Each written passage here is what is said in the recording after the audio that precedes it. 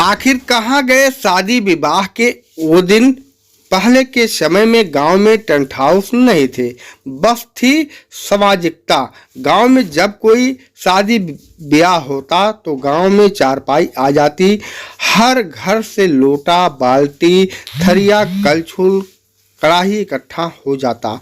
उजाले के लिए गैस, छांव के लिए सामियाना, जाजिम मांग कर आ जाता था। बिस्तर के लिए गद्दे मंगा कर आते थे। गांव की महिलाएं एकत्र होकर के खाना बना देती थी।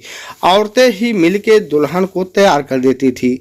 हर रस्म का गीत गारी वगैरह खुद ही गा डालती थी। जब डीजे नहीं थे तो होता था और ना ही कोई ऑर्केस्ट्रा वाले फूहड़ गाना बजाते थे। गांव के सभी लोग पूरे दिन इकट्ठा रहते थे। पूरे दिन काम में जुटकर सभी कार्य कर लेते थे। हंसी ठिठोरी चलती रहती थी। शादी विवाह में गांव के लोग बारातियों के खाना खाने के पहले नहीं खाते थे, क्योंकि बारातियों की इज्जत का सवाल रहता था। गांव की महिलाएं गीत गाती जाती थी और काम भी करती जाती थी। सच है कि उस समय सामाजिकता के साथ समरसता भी होती थी। खाना परोसने के लिए गांव के लड़कों का गैंग समय से इज्जत को संभाल लेता था। किसी बड़े घर में शादी विवाह में माइक टेप भी ही बजते थे।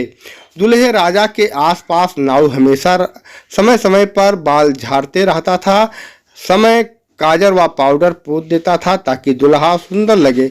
फिर द्वारचार होता, फिर होती पंडित जी के मंत्रों का रात भर चलता रहता।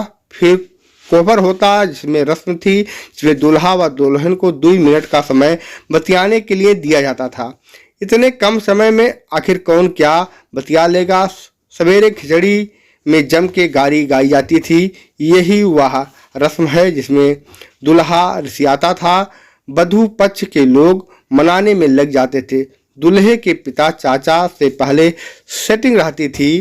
खिचड़ी खाने के लिए वधू पक्ष से दूल्हा को नेक एवं बैठे बारातियों की थाली के आगे 10-10 के नोट रख दिए जाते थे।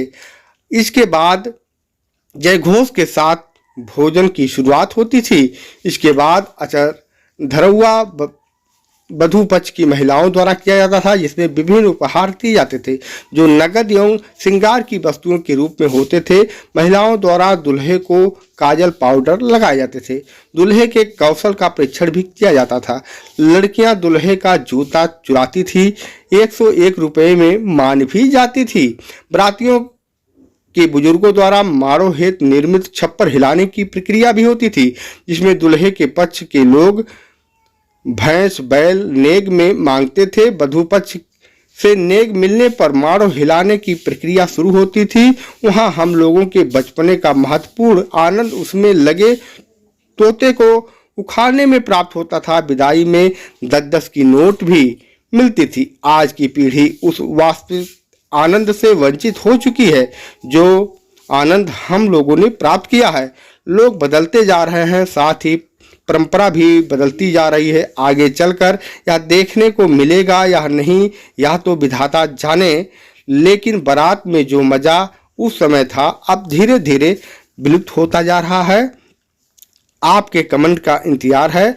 अगर खबर अच्छी लगी हो तो शेयर करें, अपनी राय जरूर दें। शेयर करना ना भूलें।